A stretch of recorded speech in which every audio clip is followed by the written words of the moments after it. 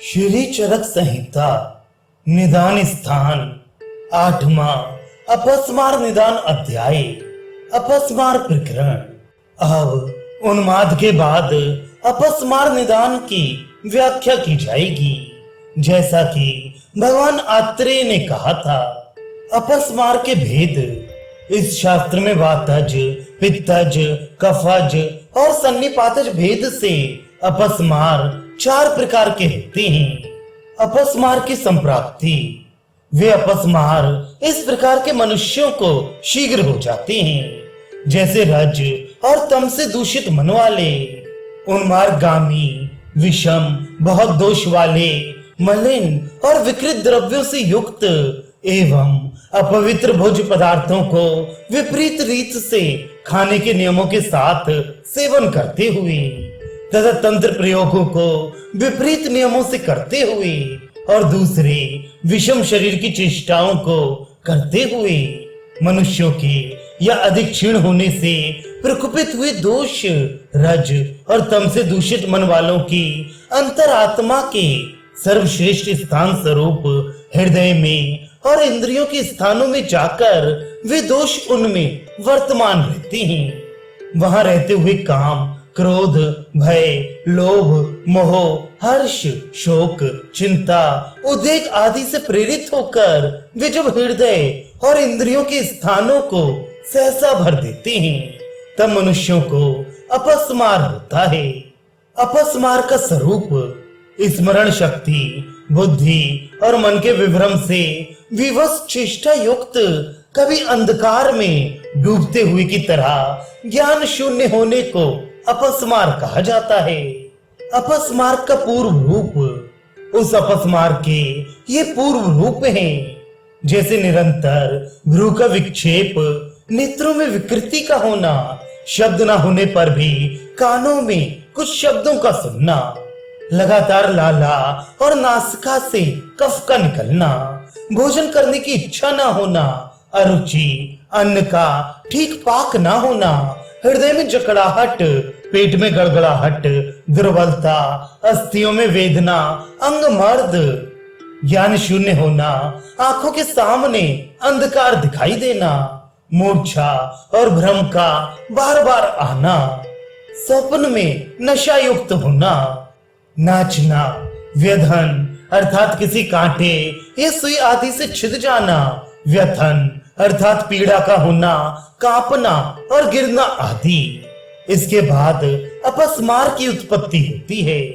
वातज अपस्मार के लक्षण, इसमें अपस्मार का विशेष ज्ञान इन लक्षणों से होता है जैसे बार बार अपस्मार के वेगों का आना और उसके बाद क्षण में ज्ञान का होना, नेत्रों का पिंड के आकार में बाहर निकला हुआ होना, उच्च स्वर से घबराए हुए रोना, फेन का अधिक मात्रा में आना, ग्रीवा का अधिक फूल जाना, सिर का टेढ़ा रहना, अंगुलियों की विषम रूप से वक्रता, हाथ पैर की अस्थिरता अर्थात पटकना, नख, नेत्र, मुख और त्वचा का अरुण, परुष और श्याव रंग का हो जाना, अव्यवस्थित और चंचल, परुष अर्थात कठिन और रूक्ष रूप का दिखाई देना, वातवर्धक आहार एवं विहार हानिकारक होना और विपरीत वातनाशक आहार विहार का लाभदायक होना।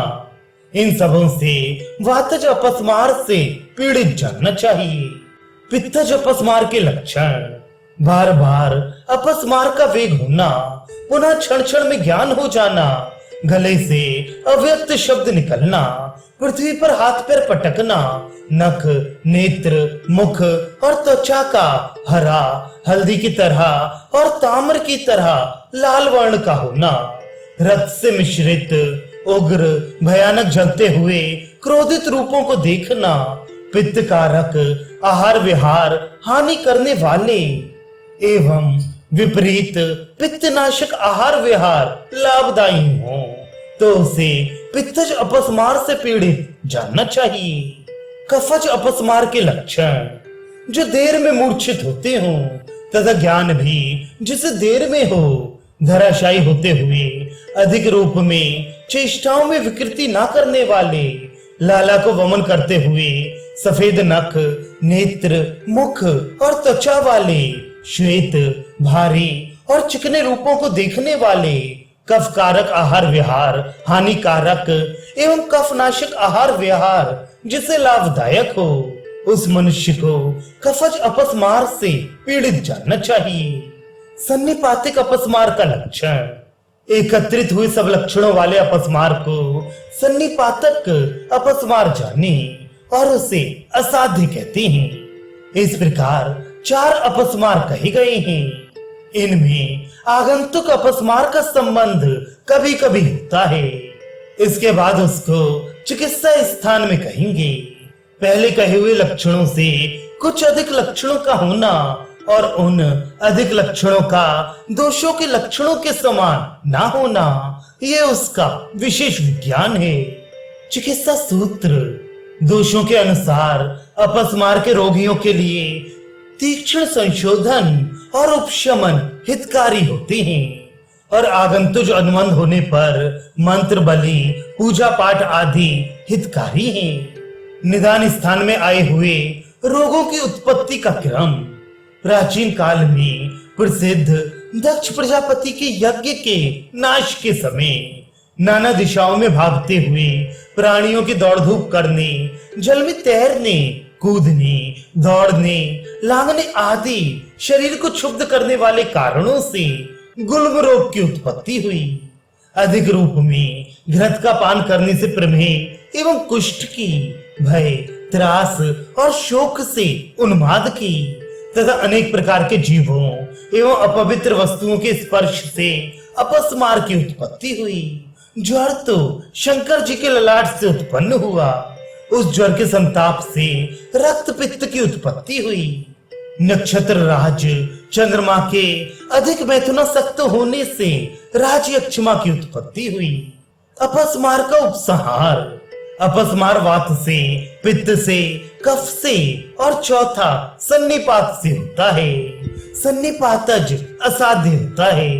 विद्वान वैद्य सावधान होकर साध्य अपस्मार के दोष के अनुसार तीक्ष्ण संशोधन और संशमन के द्वारा चिकित्सा करते हैं। जब दोषजन्य अपस्मार से आगंतुक भूतादिकों का संबंध हो जाता है तो उत्तम वैद्य समय के अनुसार साधारण, देवप्य आश्रय, युक्तव्य आश्रय एवं सत्तावजय चिकित्सा करने को कहते हैं।